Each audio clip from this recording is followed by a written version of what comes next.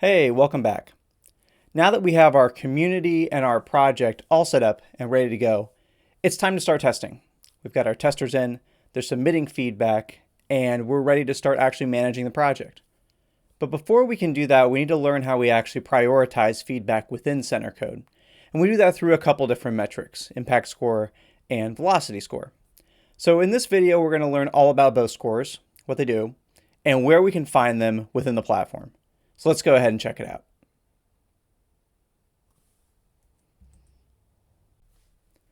All right, so here I am at a piece of feedback. You can see that we've got a lot of information presented to us. In the middle, I have all of my feedback details. Off to the left, I have a couple different feedback menus. And then right below our issue icon right there, we have an entire card for feedback score. And you can see that we've got our impact score in the middle. That's currently at 11. What does 11 mean in the context of everything? And we also have that little triangle right next to our 11.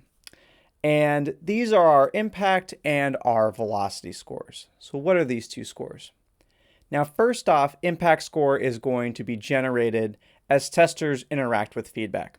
So as they vote on feedback, as they comment on feedback in the replies section, as they just generally interact with it and collaborate together, impact score is going to be generated by that piece of feedback.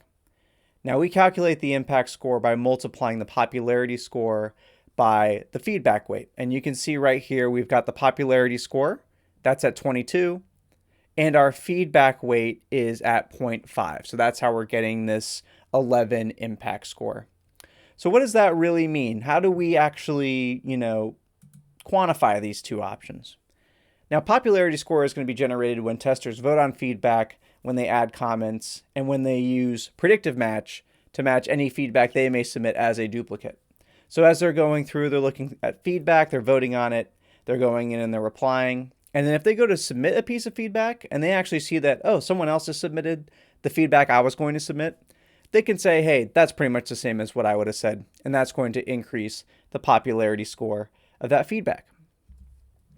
Now, feedback weight is a little bit different, and it's based on factors such as the type of feedback that's being submitted. So issues, ideas, and praise, those all have different feedback weights associated with them.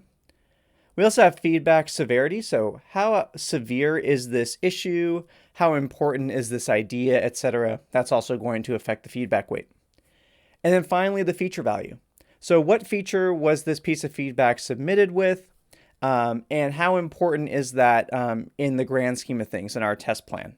So does it have a very, very high value? Does that mean, it's going to have a lot of kind of weight thrown behind it? Or is it a relatively minor feature that isn't nearly as important as some of our kind of hero features that we have within our product? So all of that is going to affect our popularity score and our feedback weight. And if I take a look at this, you can see that this was actually submitted with an other feature. So that's kind of affecting the overall value of the feature and therefore the feedback weight. We can see that the severity is minor, so that is also having an effect on the feedback weight. And then if we look into our comments, you can see that we've got 4 replies right here. If we go and we check out the occurrences, you can see that we had 3 predictive feedback submissions. We had 3 votes on this piece of feedback. So that's where all of this is adding up to get us that 11. Now we can also see this little triangle right next to it, and that is our velocity score. And if I hover over this, you can see that velocity indicates momentum of this feedback over the last 7 days. So what does that really mean in the grand scheme of things and how we process our feedback? Well, velocity is going to measure how much overall engagement a piece of feedback has received over the past 7 days. And we're going to calculate that using movement in 3 areas. It's going to be occurrences, replies, and impact score. So if we've seen a big boost in occurrences over the last week, a lot of people have suddenly started replying to this piece of feedback. And if the impact score has gone up a lot, all of that is going to affect the velocity of our feedback item. You can have a feedback item with a relatively low impact score and a very high velocity because it's gained all of that impact score relatively recently. And then you can have a feedback item with tons and tons of impact score and very little velocity. Maybe it gathered all of that impact towards the beginning of the test and it's still a high priority feedback item, but it just hasn't had the same kind of activity in the last 7 days. So think of impact score as your really high priority items. And then think of velocity score as those items that are trending. They're really hot right now, and it's really something that you should kind of take note of in the moment.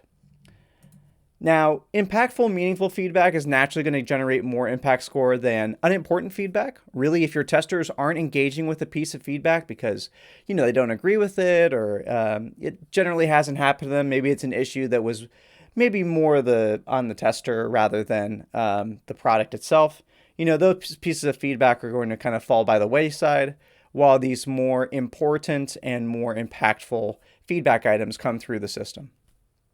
Now, we can also filter feedback based on impact score. And we'll take a look at this a little bit later on in the course. We'll take a look at how to build filters and views and some of the dashboards that are available to us. But impact score and velocity is a great way to understand the feedback that's coming in and making sure that we tackle the items that are really the most important in our project. Hope you enjoyed this video. I'll see you in the next one, where we talk about how to actually manage feedback, and happy testing.